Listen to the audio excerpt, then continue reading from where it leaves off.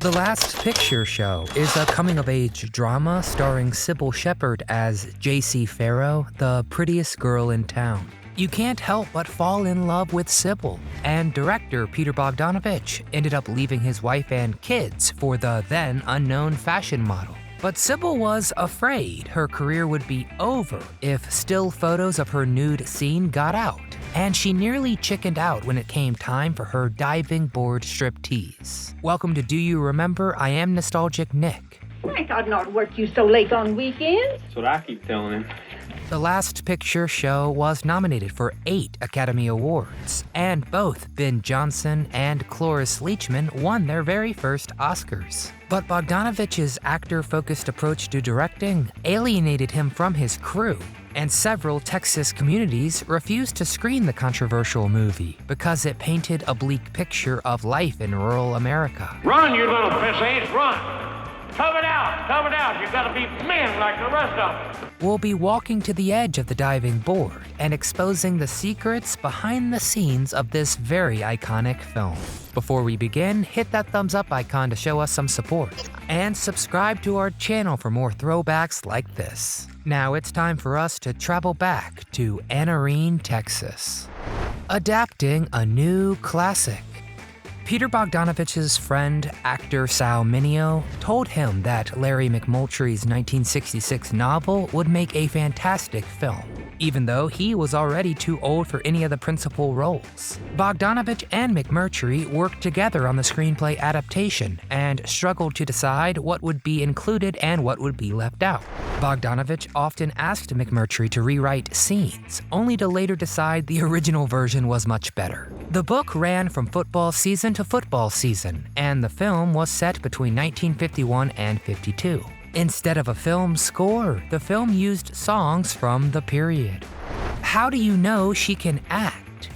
Peter Bogdanovich saw Cybill Shepherd on the cover of the April 1970 issue of Glamour magazine, and he ordered his producer, Bert Schneider, to find that girl. Schneider insisted on seeing a screen test before casting the young model, and Bogdanovich located an earlier screen test of Cybill performing a scene from Cat on a Hot Tin Roof with no audio. Cybill got the gig, but Bogdanovich told her after production wrapped that the only time he ever doubted if she was right for the part was when he saw that screen test. I just want to cry. I think you're the meanest boy I ever saw. My mother was dead right about you. Of course, you'll shoot it in black and white. McMurtry and Bogdanovich scouted several Texas locations for the film and selected Archer City, McMurtry's very hometown. Bogdanovich's wife, Polly Platt, was the film's production designer, and she considered painting the buildings gray to give the town a bleak and colorless look. When they asked their close friend Orson Welles for advice, he told them that black and white photography offered more depth of field than color and always improved the actors' performances. Bogdanovich wasn't sure if the studio executives would go for it, but Bert Schneider convinced them it would better fit a period piece and got the green light. Can I also read for Lois? Bogdanovich cast Timothy Bottoms as Sonny based on his performance in the controversial anti-war film Johnny Got His Gun. The movie was written and directed by Dalton Trumbo, and it inspired the 1988 Metallica hit One. Next, Bogdanovich cast Jeff Bridges as Dwayne Jackson because he brought a likability to the character that wasn't present in the book.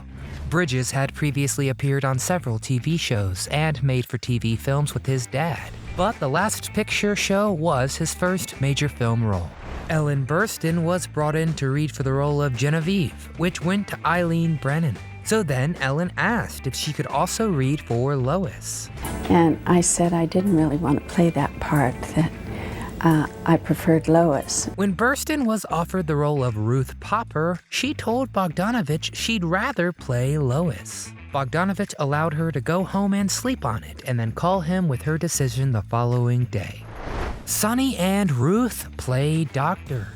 Cloris Leachman played Ruth Popper, who's trapped in a loveless marriage with the high school coach and begins an illicit relationship with Sonny. A deleted locker room scene with the coach fooling around with an athlete explained Ruth's infidelity. But Bogdanovich had very strict orders to keep the film's runtime under 2 hours. When it was time to shoot their first love scene, Timothy Bottoms refused to remove his underwear. The crew stashed extra underwear under the covers for actors to drop on the floor after getting in bed. But there was an awkward moment on set when Cloris Leachman didn't know about the spare underwear until after they shot the first take.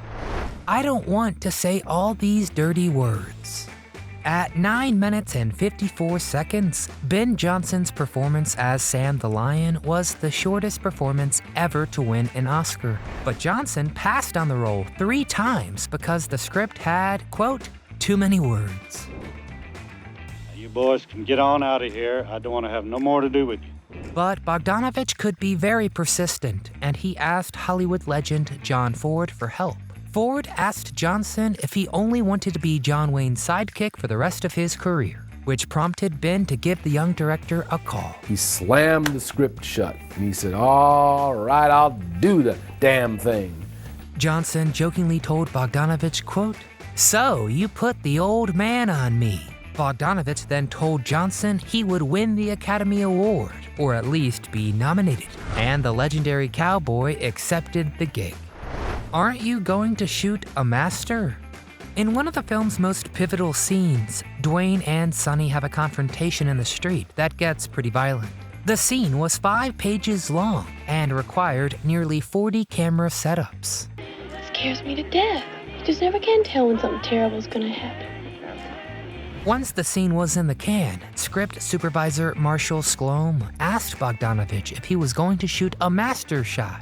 To which he replied, what's a master? And for our equally confused viewers, a master shot is a wide shot of the entire scene that studio executives insist on to ensure the continuity of action sequences. Bert Schneider was concerned when he saw the dailies and considered replacing Bogdanovich. He showed the footage to his friend, director Bob Rafelson, who responded, fire him, are you crazy? He knows exactly what he's doing. You only get one chance to blow up the bridge. Bogdanovich refused to eat with the crew and barely acknowledged them during production. One day, things came to a head when they were shooting the pivotal scene where Dwayne ships off for Korea. Jeff Bridges nailed his performance on the first take, and Bogdanovich was ready to move on. This is when cinematographer Robert Surtees informed him the shot was underexposed. An argument ensued, and Surtees spent the rest of the day in his hotel room. But they got it right when they shot the scene of Sonny admonishing the locals after Billy's death. Y'all got some crazy kids this town, if you ask me.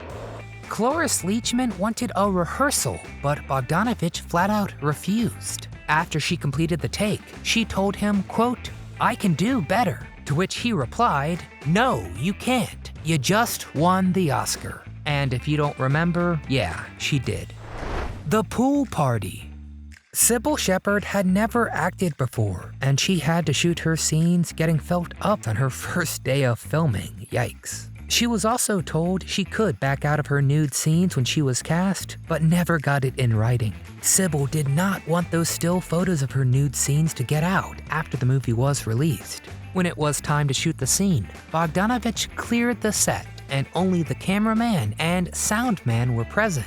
The other actors were filmed separately. Cybill was right to be concerned because still photos of the scene were later printed in Playboy. She sued the magazine, and the incident led to the Screen Actors Guild creating new rules about on-screen nudity.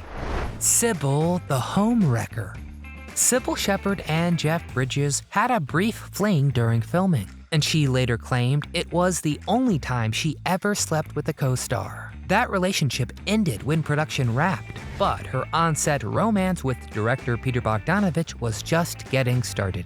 Bogdanovich would leave his wife and children for the young actress. Their 7-year relationship ended in 1978, and Bogdanovich briefly dated 1980 Playboy Playmate of the Year Dorothy Stratton, until she was killed in a murder-suicide by her jealous ex-husband Paul Snider. That's been our look behind the scenes of The Last Picture Show. So now we want to hear from you. Have you seen the film? Were the nude scenes necessary? Or would the film be just as good without them? Do you agree with some critics who claim that Peter Bogdanovich peaked too early? Or did you enjoy his later work, like Mask in 1985, or 2014's She's Funny That Way? Get in the comments and tell me your thoughts. Before you run out of here to beat the traffic, please give this video a thumbs up if you don't mind, and subscribe to our channel for more content like this. But from all of us here at Do You Remember, we want to thank you for watching.